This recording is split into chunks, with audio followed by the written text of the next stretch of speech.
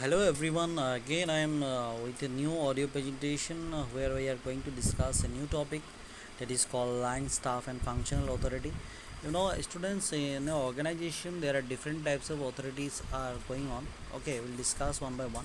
Basically, these are divided into three types. That is called line authority, number one, number two, staff authority, and third one is functional authority. So let's start with the number one, line authority.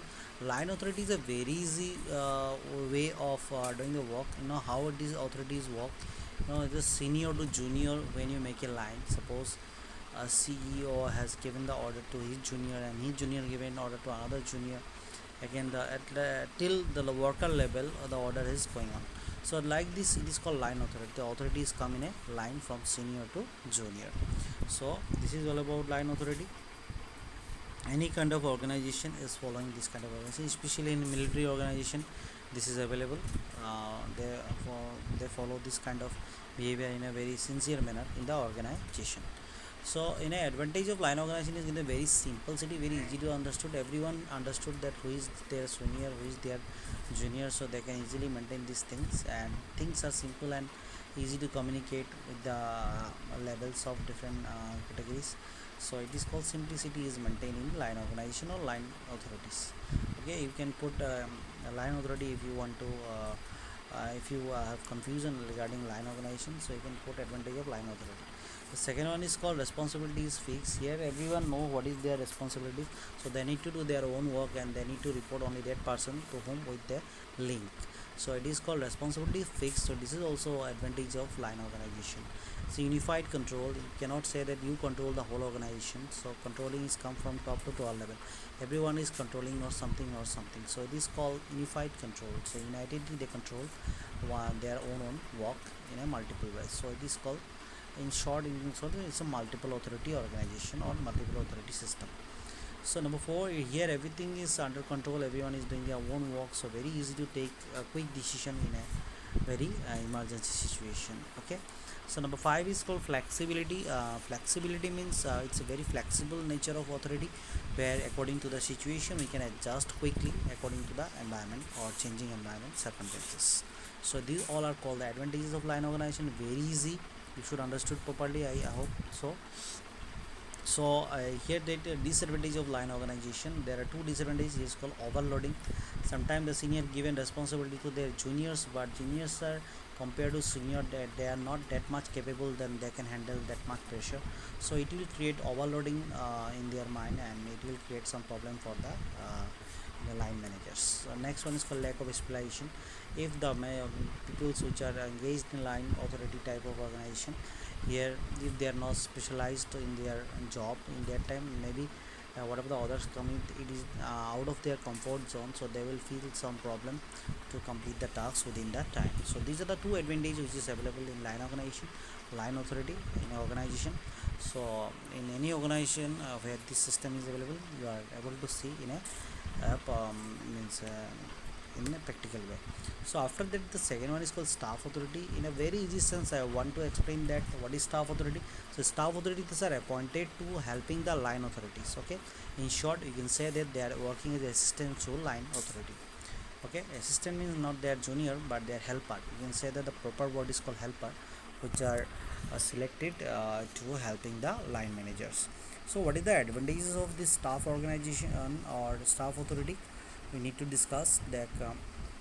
Here they are helping the every worker to maintain the discipline and stability in the organization, which is very important to develop or survive the organization. And next, they help or given a special advice or specialized advice or expert advice to their line authority, by which line authorities are facing so many means line authorities are getting so much help, which are helping them to solve their different kind of problem which are they are facing due to staff authority. Next one is called, it increases the opportunity for a member of organization to get a high post. Okay, when you get the support from your backside, definitely your work will be better and you will learn something new, and you're ready to promote yourself to another higher post of the organization.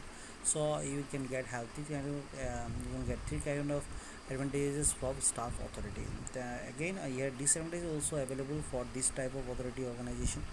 Here given that here there is allocation of authority and responsibility of the staff with respect to the lines of the may not be vary.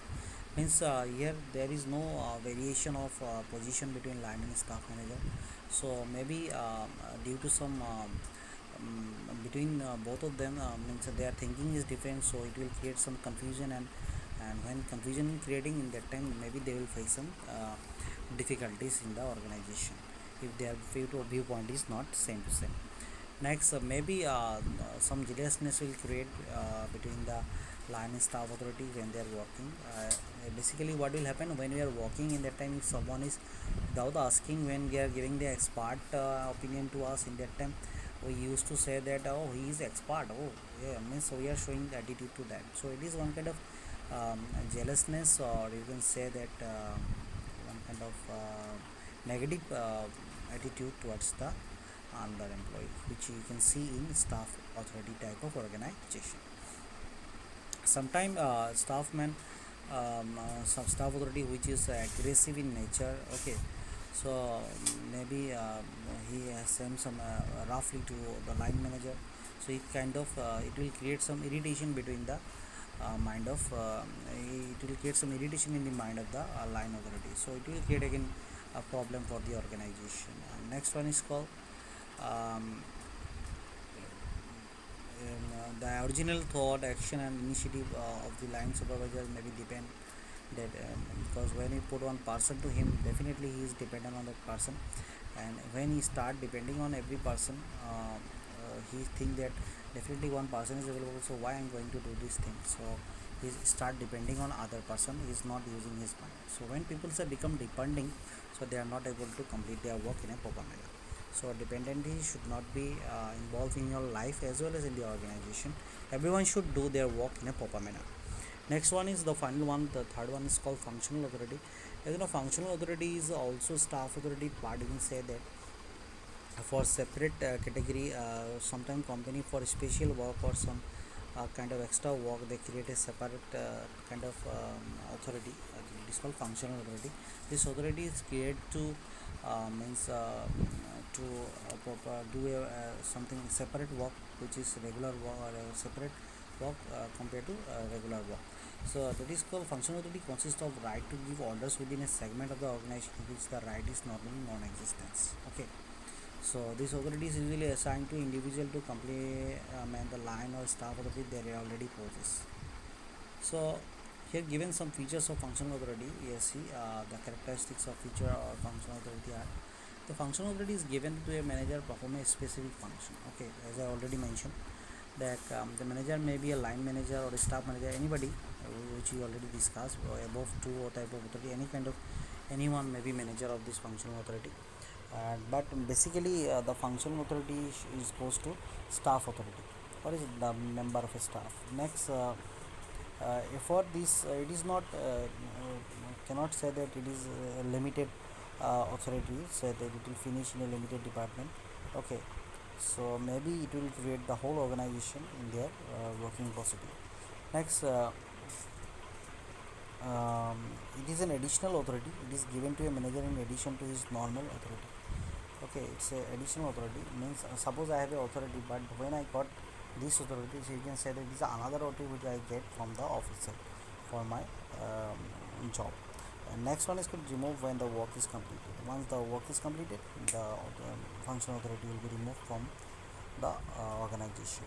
So again, there are some these are the features of functional authority. Along with the features, some advantages also available for functional authority. So it is given that it is specific function is given to another manager, so the line manager can concentrate on his regular job. Okay, so line manager is working his own work, and if I give responsibility to line manager, so he need to do his own work. With that, along with that, he need to do the other job also. So there is no pressure given to line authority. The pressure is maximum, in maximum case pressure is given to the staff authority. So line manager is free to do this work, so it is advantageous towards the organization line authority. Next, this actually given to a perfect person or the specialized person. So everything is going efficiently when person is expert in his area and when he is doing this work, so ultimately the work will be efficient. The service of the staff manager is utilized fully for the benefit of the organization. So whatever the knowledge of a staff manager, that is used proper way for the benefit of the organization. Okay, but this type of authority is only available for the large organization. This is the another advantage. If it is small organization, this is not required. Only for the suitable, or it is suitable for the large organization, or the if the size of the organization is very huge. Okay, in a small organization, if you are going to apply this, then it will create so much cost. So that's why it is suitable for the large organization. Next, the authority and responsibility is very different.